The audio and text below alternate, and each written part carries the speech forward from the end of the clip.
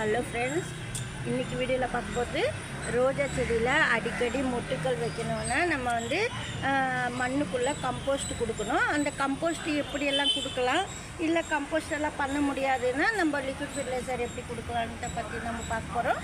வீடியோக்குள்ளே போகிறதுக்கு முன்னாடி புதுசாக பார்க்குறவங்க நம்ம சேனலை சப்ஸ்கிரைப் பண்ணிக்கோங்க. வாங்க வீடியோக்குள்ளே போகலாம்.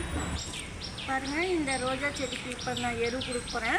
இதில் வந்து ஏற்கனவே மொட்டைலாம் வந்துருந்தது, சின்ன சின்ன மொட்டை இருந்தது. அதே சமயத்தில் நல்ல வெயில், தளிர் மொட்டையெல்லாம் பிளாக்காக இருந்தது. தளிர் நல்லாயிருக்கு, மொட்டு மட்டும் சின்ன சின்னதாக இருந்தது.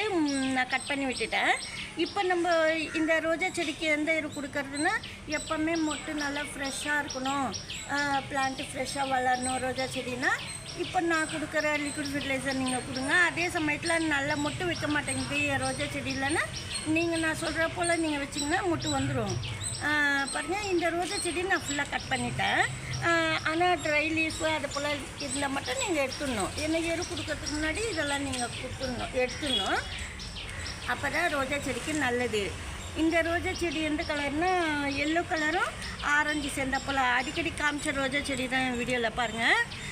இப்போ நம்ம வந்து இந்த செடிக்கு எந்த எரு கொடுக்கறதுன்னா, நீங்கள் வந்து மொட்டையே வைக்கல அப்படின்னா பாருங்கள், இந்த அதாவது தண்டுக்கு பக்கத்தில் கொஞ்சம் லைட்டாக தூண்டிட்டு, அதாவது மண்ணை சீண்டிட்டு நீங்கள் வாழைப்பழம் தோல் வைக்கணும்.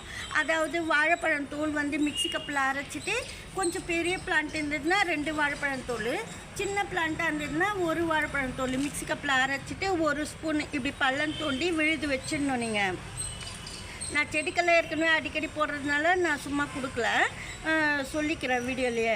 இது போல் நீங்கள் பள்ளம் தோண்டி அதை தண்டு பக்கத்தில் வர மாதிரி பள்ளம் தோண்டி அந்த விழுது உள்ளே வச்சுட்டு அதுக்கப்புறம் சாயில் கவர் பண்ணிடணும். கவர் பண்ணிவிட்டு பாருங்கள், இது வந்து ஏற்கனவே வந்து அடிக்கடி அதாவது ரோஜா செடி நல்லா ஃப்ரெஷ்ஷாக வளரணுன்னா அடிக்கடி இந்த எரு நீங்கள் கொடுங்க. எருவுன்னா லிக்விட் ஃபெர்டிலைசரு. பாருங்கள், இது வந்து தோசை மாவு, இந்த மாதிரி நீங்கள் இட்லி மாவு தோசை மாவு கிரைண்டரில் அரைப்பீங்க, அது வந்து லிக்விடாக இருக்கும். நம்மளுக்கு மாவே தண்ணியில் கலந்து கொடுத்துக்கலாம்.